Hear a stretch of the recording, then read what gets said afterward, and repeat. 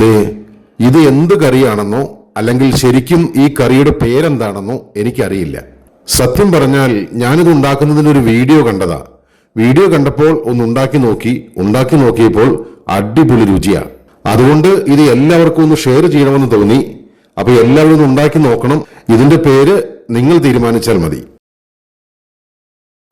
ഇതിനു വേണ്ടിയിട്ട് നമ്മൾ എടുത്തിരിക്കുന്നത് വെള്ളപ്പയറാണ്. ഇത് ഒരു ദിവസം രാത്രി മുഴുവൻ നമ്മൾ വെള്ളത്തിലിട്ട് നന്നായിട്ട് കുതിർത്തിയെടുത്ത വെള്ളപ്പയറാണ്. ഈ വെള്ളപ്പയർ നമുക്ക് ഒരു കുക്കറിലേക്ക് ഇട്ട് കൊടുക്കാം. നന്നായിട്ടൊന്ന് കഴുകി വാരിയിട്ട് വേണം ഇത് കുക്കറിലേക്ക് ഇട്ട് കൊടുക്കാൻ. അതിനുശേഷം ആ വെള്ളപ്പയറിന്റെ മുകളിൽ വെള്ളം നിൽക്കാൻ പാകത്തിന് നന്നായിട്ടൊന്ന് വെള്ളം ഒഴിച്ചു കൊടുക്കാം.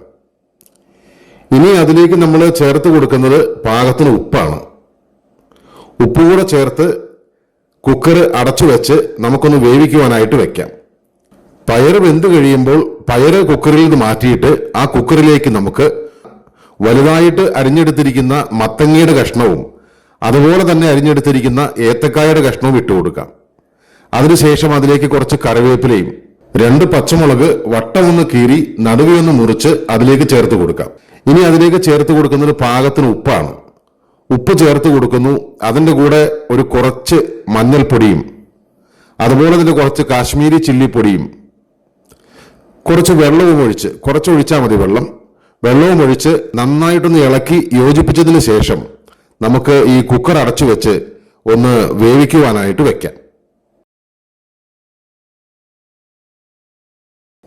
ഇനി നമുക്കൊരു ചട്ടി അടുപ്പത്ത് വെച്ച് അതിലേക്ക് വെളിച്ചെണ്ണ ഒഴിച്ച് വെളിച്ചെണ്ണ നന്നായിട്ട് ചൂടായി വന്നു കഴിയുമ്പോൾ അതിലേക്ക് നമുക്ക് ഒരു 2 സ്പൂൺ പരിപ്പ് ചേർത്ത് കൊടുക്കാം.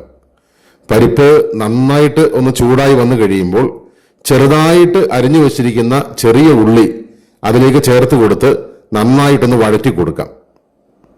ആ ചെറിയ ഉള്ളിയുടെ നിറമെല്ലാം ഒന്ന് മാറി വരണം. ഇനി അതിലേക്ക് നമുക്ക് കുറച്ച് നല്ല ജീരകം ചേർത്ത് കൊടുക്കാം. അതുകൂടെ ചേർത്ത് നന്നായിട്ടൊന്ന് ഇളക്കി കൊടുക്കാം. വീണ്ടും ഇപ്പോൾ അത്യാവശ്യം നന്നായിട്ട് ഇളക്കി കൊടുത്തിട്ടുണ്ട്. ഇനി അതിലേക്ക് നമ്മൾ ഒരു 2-3 വറ്റൽമുളക് വട്ടമൊന്ന് കീറി അല്ലെങ്കിൽ നടുവൊന്ന് മുറിച്ച് അതിലേക്ക് ഇട്ട് കൊടുക്കാം. അതിൻ്റെ കൂടെ തന്നെ കുറച്ച് കറിവേപ്പിലയും ചേർത്ത് കൊടുക്കാം. ഇനി എല്ലാം കൂടെ നന്നായിട്ട് ഒന്ന് വാട്ടിയെടുക്കാം. നന്നായിട്ട് വാടി വന്നതിന് ശേഷം നമുക്കതിലേക്ക് കുറച്ച് ചിരകിയ തേങ്ങ ചേർത്ത് കൊടുക്കാം. ഈ തേങ്ങയും ഈ എണ്ണയും അതിൻ്റെ എല്ലാ രുചിയും കൂടെ കൂടി ഒരുമിച്ച് വരാൻ പാകത്തിന് നല്ല രീതിയിൽ ഒന്ന് ഇളക്കി കൊടുക്കാം. ആ തേങ്ങയുടെ നിറമെല്ലാം ഒന്ന് ചെറുതായിട്ടൊന്ന് മാറി വരണം. നന്നായിട്ടൊന്ന് ഇളക്കി എല്ലാം റെഡിയായി കഴിയുമ്പോൾ അതിലേക്ക് നമ്മൾ വേവിച്ച് വെച്ചിരിക്കുന്ന മത്തങ്ങയും ആ ഏത്തക്കായുടെ കഷ്ണവും ഇതിലേക്ക് ചേർത്ത് കൊടുക്കാം. ഇതാണെങ്കിൽ ചാടുന്നുമില്ല. ചാടി, രക്ഷപ്പെട്ടു. ഇനി നമുക്ക് ആദ്യം വേവിച്ച് വെച്ചിരിക്കുന്ന നമ്മുടെ വെള്ളപ്പയർ, ആ പയറും ഇതിലേക്ക് ചേർത്ത് കൊടുക്കാം. കണ്ടോ, ആ പയറങ്ങോട്ട് വീഴുമ്പോൾ തന്നെ നല്ല രസമാണ് കാണാൻ. ഇനി എല്ലാം കൂടെ നന്നായിട്ടൊന്ന് ഇളക്കി കൊടുക്കാം. മെയിനായിട്ട് ഈ ഇളക്കൽ മാത്രമാണ് കേട്ടോ ഇതിന്റെ പണി. ഈ ഇളക്കുന്നതിന്റെ ഇടയ്ക്ക് ഈ ഉന്തിന്റെ കൂടെ ഒരു തള്ളെന്ന് പറയുന്നത് പോലെ ഈ ഇളക്കുന്നതിന്റെ ഇടയ്ക്ക് ആ മത്തങ്ങയുടെ കഷ്ണങ്ങൾ ചെറുതായിട്ടൊന്ന് ഉടച്ചു കൊടുക്കുക.